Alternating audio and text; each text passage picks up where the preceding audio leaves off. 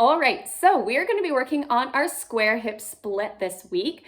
We just need a wall, and I'm going to use my wall right here in behind me. Now, for acro, square hip splits are really, really important.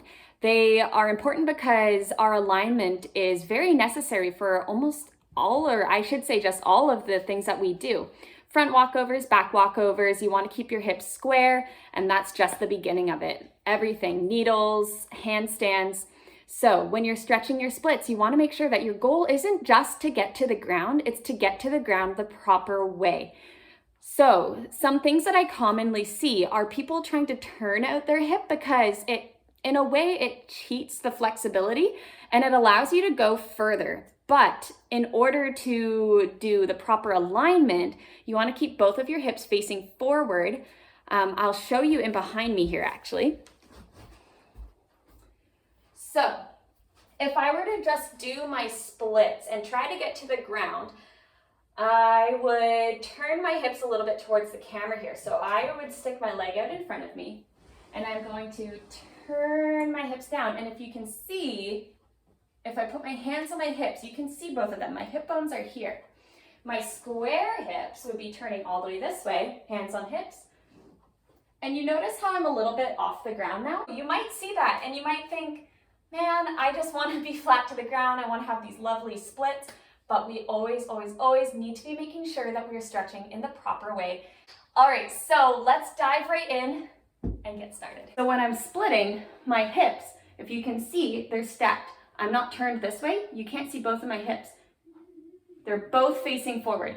Same with they're not facing the back like so.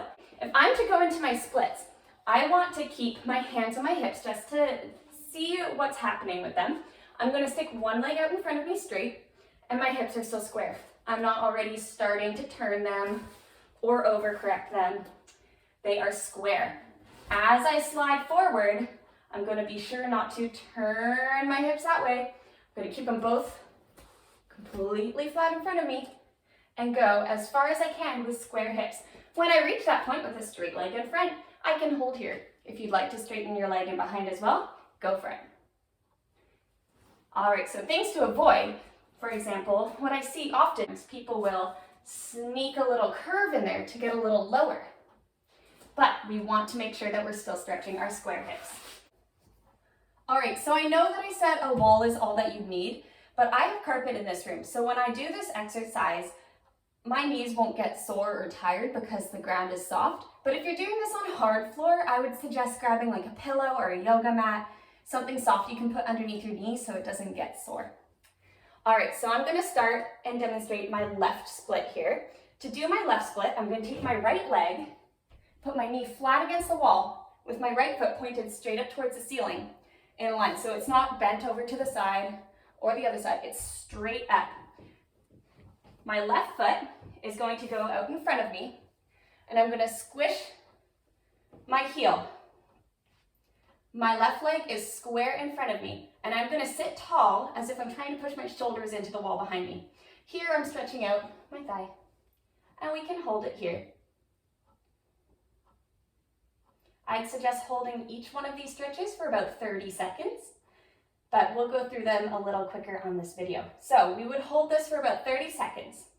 Then I would put my hands to the ground, and I'm gonna stretch out my left leg straight. Notice that I'm still keeping my hip squished into my right foot. So I'm trying to keep both of my hips on the back wall. I'm not turning out this way, and you should really notice if that's happening. You're trying to push both of your hips into the wall behind you. This leg is still straight up, and my left knee is straight. There shouldn't be any bend. If you cannot reach the floor here, it's okay to just reach forward and grab your leg. Make sure not to put weight on your knee though. Either grab above or below. Also, when we're going down, be aware that you don't want to just curl your back in like so in order to touch. You want to always be leading with that belly button. So I'm going to push my belly button down, try and go down with a flat back. This way I ensure that I'm getting the best stretch possible. So again, we'd hold this for about 30 seconds. From here, can leave this foot where it is. We're gonna bend our knee so that our knee ends up in between our toes and our heel. So you don't want it further back than your heel, and you don't want it so far forward that it's going past your toes. So I'm holding here, and notice now my hips are coming off of the wall here, but I am still maintaining that square hip split. 2 hands on the floor, or if that's too much, 2 hands on your knee, and we're gonna hold here with a flat back for, again, 30 seconds, trying to get a straight line from one knee to the other. So I'm pushing my hips forward, they're not sitting up, pushing those hips forward. All right, 30 seconds. From here, I squish back into my foot, my right foot. I straighten out my left leg, and I am going to slide forward, square hips, keeping my right foot up against the wall, but sliding my hips off now. So now I'm stretching my split. Here you'll really feel a stretch in this right leg. And again, flat back, holding for 30 seconds. And finally, when you've gone through all of those steps, you can come off the wall. Start with those hips square. If you'd like, you can put your hands on your hips to follow. And we're gonna slide forward into our left or right split. And again, hold for 30 seconds. You can straighten the back leg if you'd like. That was awesome, you guys. Okay, so I only demonstrated on one side and I didn't hold everything for the full 30 seconds, but I want you to do both sides, left and right. We want to be equal, and to hold each of those at least 30 seconds. Make sure that through every stretch, you're always breathing. I suggest doing 4 counts in and 4 counts out, breathing in through your nose, out through your mouth, or 8 counts and 8 counts.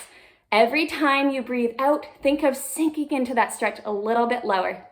All right, so I would love to see your progress. Let me know how it goes, and have a great time.